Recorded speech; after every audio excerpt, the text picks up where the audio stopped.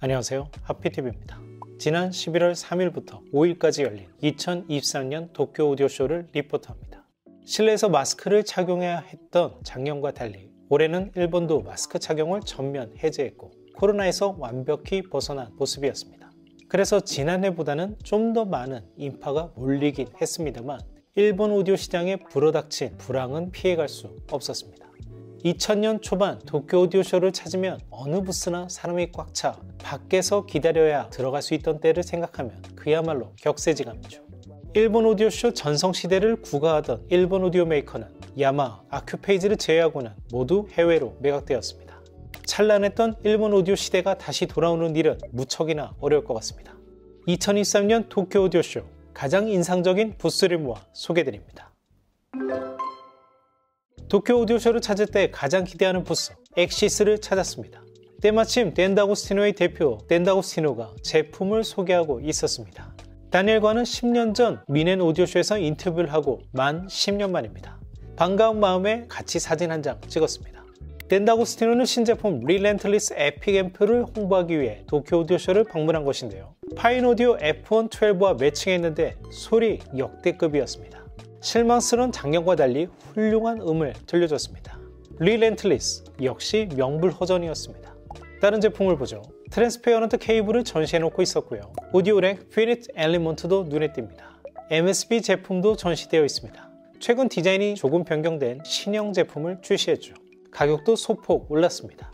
국내에도 소개되고 있는 베르그만 테이블, 댄다고스티노 모멘텀 라인입니다. 그리고 최근 인기가 이전보다 시들해진 볼더 1100 시리즈입니다. 일본은 일본 최대 오디오 수입상 히비노 그룹 산하 일렉토리입니다. 참고로 히비노 그룹은 몇 해 전 슈어 제네렉 수입원인 사마사운드를 인수한 바 있습니다. 사마사운드를 통해 국내 진출을 모색한다는 의미겠죠. 일렉토리는 매지코를 열심히 마케팅 중이죠. 자사가 수입하는 맥킨토시 패스의 매칭에 들려주고 있었습니다. 일렉토리가 유통하는 맥킨토시 라인업을 이렇게 전시해놓고 있었습니다. 그린 컬러의 진 공간에 블루 컬러의 레벨미터. 이 디자인을 60년 넘게 고수하고 있고 오랜 시간이 흘렀음에도 여전히 시장에서 먹힌다는 건 쉬운 일이 아니죠. 브랜딩 하나만큼은 인정할 수밖에 없는 맥킨토시입니다. 그리고 이쪽에는 EMT 암과 카트리지 승합 트랜스가 위치하고 얼마 전 부활한 웨스턴 일렉트릭의 300B 진공관 인티앰프가 위치하고 있었습니다. 일본 소비자 가격은 275만엔, 한국 소비자 가격이 2,500만원이니 비슷하게 책정되었네요. 웨스턴 일렉트릭 굿즈도 판매 중이었습니다. 스텔라엔 자판 부스입니다. 참고로 스텔라엔 자판의 창업자 니시카와 히데키가 지난 6월 28일 세상을 떠났습니다. 원래 마이크로 세이키의 엔지니어였다가 회사가 사라지자 스텔라복스 재팬으로 수입 업무를 시작해 일본 최대 오디오 수입원으로 키운 주역입니다.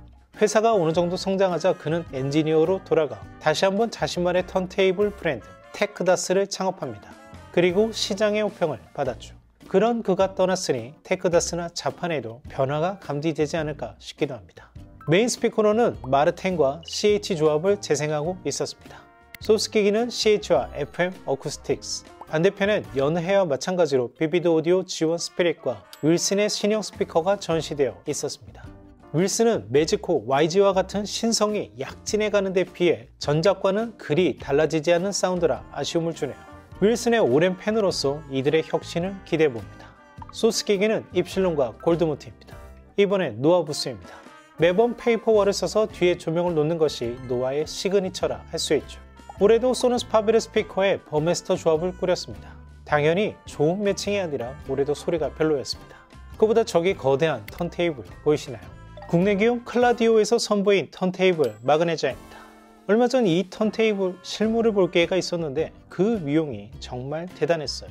언제 한번 영상으로 제대로 소개하고 싶은 매력적인 제품이었습니다.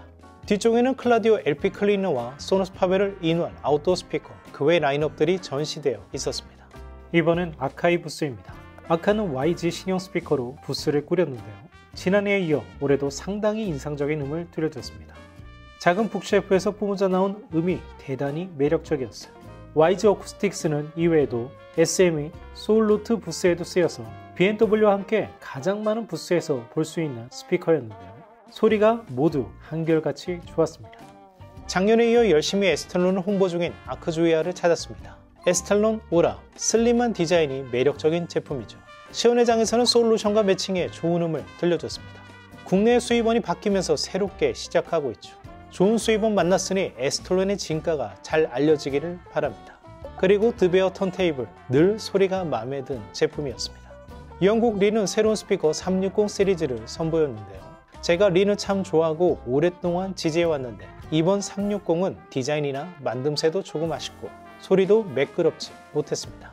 반면 DSM 네트워크 플레이어는 언제 봐도 디자인 멋지고 음질도 훌륭하죠. DSM에 걸맞는 새로운 스피커가 나와주기를 응원합니다. 이번엔 1925년에 창업해 곧 100년이 되는 오디오 기업 럭스만 부스입니다. 중국 IAG 그룹 소속이지만 일본 기업의 헤리티지를 잘 지켜나가는 브랜드라 생각하고 있습니다. 럭스만 전 라인업을 전시해 위용을 자랑하는 점은 매년 같은데, 그런데 올해 소리가 정말 끝내줬어요. 포칼 디아블로 유토피아 매칭해 소리를 들려줬는데 대단히 인상적인 의미였습니다. 올해로 51주년 맞이한 아큐페이지, 스피커에는 B&W와 파인 오디오를 매칭했는데요. 감상해보니 좋은 매칭은 아니었습니다. 직전의 럭스만과 비교하면 음의 완성도는 럭스만 쪽이 한 수 위였습니다. 전시장 오른쪽에는 아큐페이지 제품을 전시했는데요. 이런 가격에 물량 투입을 아끼지 않는 오디오 메이커는 아큐페이지 뿐일지 모릅니다. 착한 가격, 충실한 만듦새가 매력적인 아큐페이지였습니다. 야마하도 늘 도쿄 오디오쇼에 부스를 내지만 소리가 좋지 못해 소개하지 않았는데요. 그런데 이번엔 부스에 음악을 소개하는 DJ가 상주에 계셔서 재밌어서 담아봤습니다.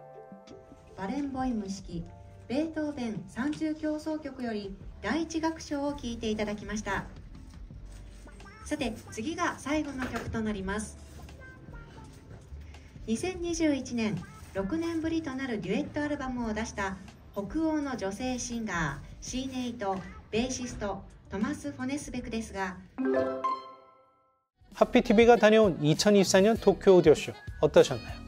지난 20여 년간 빼놓지 않고 다닌 곳이었는데 점점 침체되는 분위기가 아쉽게 느껴집니다.